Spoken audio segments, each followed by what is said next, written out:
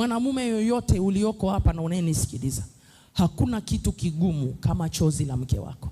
Biblia inatuambia mwanamume ni kichwa cha mke wake. Kwa hiyo Mungu akaanza kufanya ukaguzi kwenye ndoa ya Hezekia, kuangalia ndoa ya Hezekia. Akasema mimi Mungu nilimpa mwanamume nafasi yangu, nikamwambia kwa kuwa Yesu Kristo ni kichwa cha kanisa, ndivyo nilivyomfanya mwanamume kama kichwa. Kama ni kichwa, au ana operate vipi kwenye nafasi yake ya kichwa? Mara nyingi sana nawaambiaga watu kuwa kichwa si kwa sababu una uwezo wa kuzaa na ukaweza kutafuta wanawake everywhere, ukawa mwamba kwamba wewe ni kichwa, una uwezo wa kumiliki chochote unachokitaka. Hapana, uwezo wa kuwa kichwa ni kusimama kama Kristo alivyolisimamia kanisa. Ndivyo anavyotaka kila mwanamume aisimamie nyumba yake, katika kweli, katika uaminifu, katika haki, katika pendo. Bwana asifiwe sana.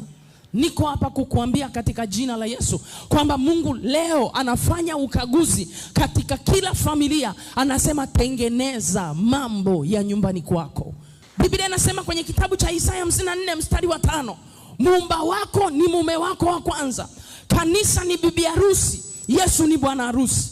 Kama kanisa ni bibi harusi, Yesu ni bwana harusi. Wewe uliyekaa hapa kila siku unalia kwa Yesu ambaye ni bwana harusi akubadilishe. Kila siku unalia kwa Yesu ambaye ni bwana harusi haibadilishe nyumba yako, abadilishe watoto. Hivyo hivyo wewe mwanamume, sisi tunatakiwa to rely on you people. Sema amina. Ukiwa na mke ukakosa kumfurahisha mke wako, mke akashindwa kufurahia mema yako, tarajia kwamba mema yako yataminywa na Mungu aliye hai. And I'm telling you, sio mizimu itaminya mema, ni Mungu anaminya mema. Kuna wanaume mnalia sahi ambao njia zenu, uchumi wenu unayumba, lakini niko hapa kukuambia rejesha upendo wako kwa mke wako. Vile unavyoviona vimepotea, vile unavyoona vimepungua, Mungu atavirejesha katika jina la Yesu. Kibali cha kile kufanikiwa kwako kiko katika furaha ya mke wako. Ukitaka kufanikiwa, make sure mke wako ana furaha. Make sure mke wako ana amani. Mahali Mungu amewekeza furaha ya mwanamke ni kwa mume wake.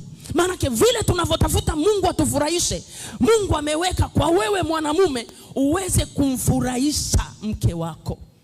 Bwana asifiwe. Niko hapa kukuambia mwanamume, ukiona umemfanyia mke wako vituko vimezidi, alafu ameamua kunyamaza kimya na kila kitu anakiona sawa, I'm telling you, wewe umeshakufa huko kwa mke wako. Omba Mungu akupe mbinu ya kwenda kujifufua kwenye moyo